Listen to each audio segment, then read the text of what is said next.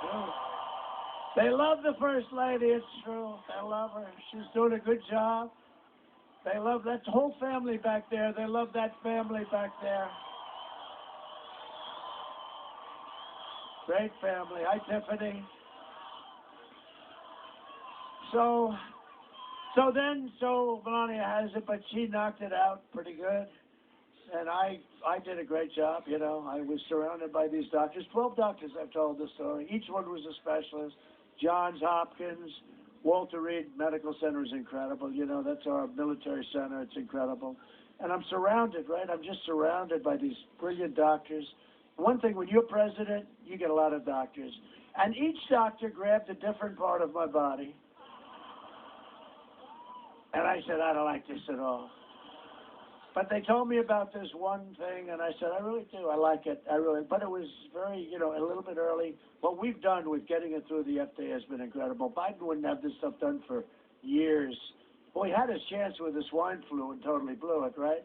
It was a disaster. It was a disaster. Anyway, so I wake up the next morning, and I'm telling you, I felt like Superman. I wanted to get out. I said, give me another trade deal to renegotiate that these clowns have screwed up. Give me a trade deal to renegotiate, and where am I supposed to be? Well, sir, could you take it easy for a couple of days? And people are sort of amazed. I've done these things. I mean, I do them. These are not easy to do, especially when you have no damn microphone. I mean, I'm working harder on this one than I have on all 6 that I did today. This is the hardest one. Because I have a microphone that was obviously meant for congressmen and senators, not for a president. So it's a little bit off, but that's okay. You know, you have to learn how to improv. Isn't that funny when he put it back in here and handed it to me? I said, but that's the way we started. I thought that was better. Nobody got that. Only this front row got that one. I thought that was very clever, actually. But then he came up to me, the Dr. Shaw, and he said, sir, I'm sorry to inform you that your son Barron has tested positive. Again, I said brilliantly, for what? He said, for COVID. I said, oh, that's terrible. Oh, no, he'll be okay, sir. He'll be okay. I said, it's terrible. But he's young and he's strong and he's very tall. Have you ever seen? I said, hi, Barron. 14 years old. He's very tall. He's definitely tall and he's strong, but he's young. And I said, that's terrible. He said, no, he'll be okay, sir. He'll be okay. And I said, well, I hope. Like 12 minutes later, I say, how's Barron doing, doctor? Sir, he's 100% now. Get your kids back to school, okay? Right? Get them back to school.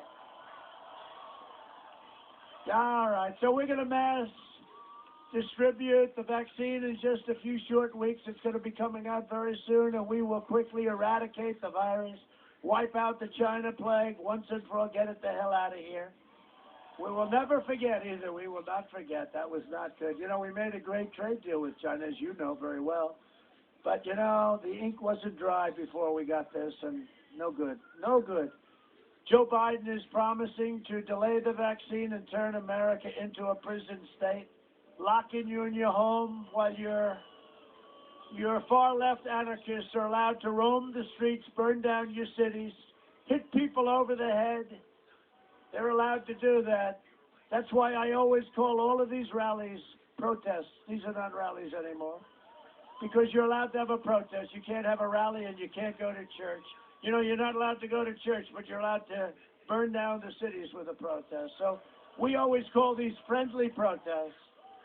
The Biden lockdown will mean no school, no graduations, no weddings, no Thanksgiving, no Christmas, no Easter, no 4th of July, and no future. Other than that, it's really not a bad way to go. A vote for Sleepy Joe Biden is a vote for lockdowns, layoffs, misery, and no fracking. How about the guy, no fracking for over a year and a half? There will be no fracking. He goes to Pennsylvania. Absolutely will frack. Okay, and these guys don't do anything about it. If you want a vaccine to kill the virus, a job to support your family, and freedom to live your life, then you have no choice but to cast your ballot for a gentleman named Donald J. Trump.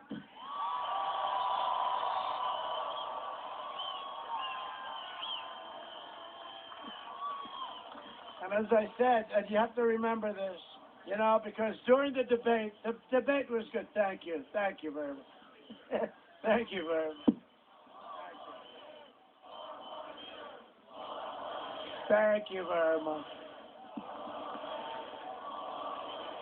Thank you, everybody. It's a great honor to be with you. I really did, during the Kenosha disaster, I really got to be friendly with a lot of people up here, long before that, because we've had so many different people that we deal with. You have great people. We're going to introduce you to a few of them, but you have great people here. But I really got to know you during that problem, that potential crisis that we put out very, very swiftly once we got called. And it's great. You're great people.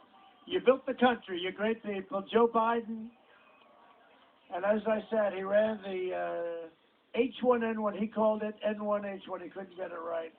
He still does. He can't get it right. I said, Joe, H comes before N. It's easy to remember. H1N1, swine flu. And he failed horribly, and he was a laughing stock all over Washington, as you remember, and his chief of staff. I don't know why this guy said it, but he made the worst statements. He said, this guy, we have no idea what we're doing. Now all of a sudden he's coming, and he was the one that said, I shouldn't close it down to China, heavily infected China, right? You remember that mess?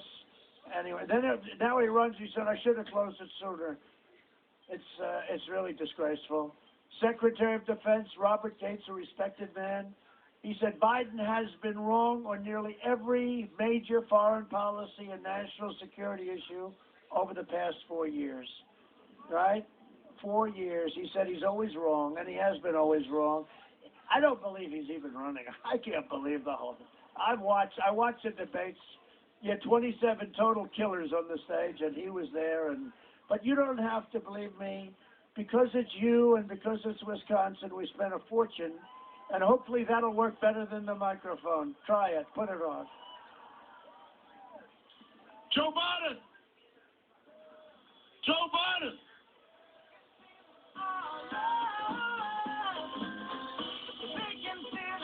Joe Biden! Have you taken? This was today. He forgot to show up. I haven't taken the test. Why the hell would I take a test? Come on, man. That's like saying you, before you got in this program, you take a test where you're taking cocaine or not. What do you think, huh? Are you a junkie? By the way, it's my little sister, Valerie, and I'm Jill's husband. Oh, no, this time. Oh, you switched on me. This is my wife. This is my sister. They switched on me. Right, so if you have a problem figuring out whether you're for me or Trump, then you ain't black. There's not a single solitary reason in the world why, as I said, we shouldn't be in a position that everybody, and that's my wife, Jill. Hey, Jill, I'm Jill's husband, actually. And Corn Pop was a bad dude, and he ran a bunch of bad boys. And I did, and back in those days, you show how things have changed. Play the radio. Make sure the television, make sure you have the record player on at night, the phone. Make sure the kids hear words. We hold these truths to be self-evident. All men and women created by God. You know the thing. If you could take care, you were a quartermaster. You can sure and hell take care of running a department store thing, where in the second floor of the ladies' department or whatever. You know what I mean? Well, I'm sick and tired of smart guys. You know, the rapidly rising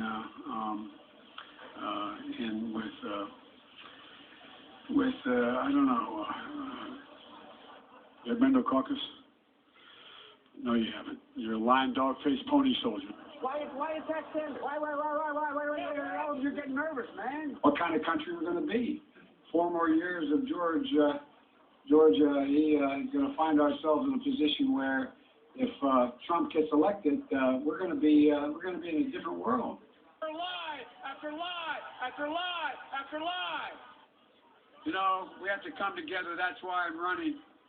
I'm running as a proud Democrat for the Senate. And by the way, you know, I sit on the stand, and it get hot. I got hairy legs that turn blonde in the sun. And the kids used to come up and reach in the pool and rub my leg down so it was straight, and then watch the hair come back up again. They look at them. So I learned about roaches. I learned about kids jumping on my lap. And I've loved kids jumping on my lap. Rock and I think it's a right for people that bad at care. We have to do at least several things. One, we have to depend on what the president's going to do right now. And first of all, he has to wait till the cases before anything happens. Look, exacerbating the need for environmental justice. Sorry, as a bug. Folks, we got a lot of work to do. I don't even need you to get me elected. The case, we cannot let this, we've never allowed any crisis from the Civil War straight through to the pandemic of 17, all the way around 16.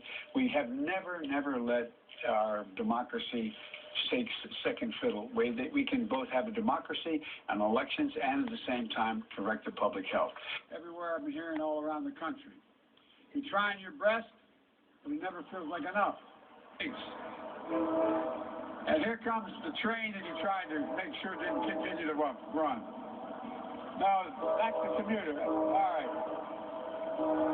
Oh, that's what. But folks, look.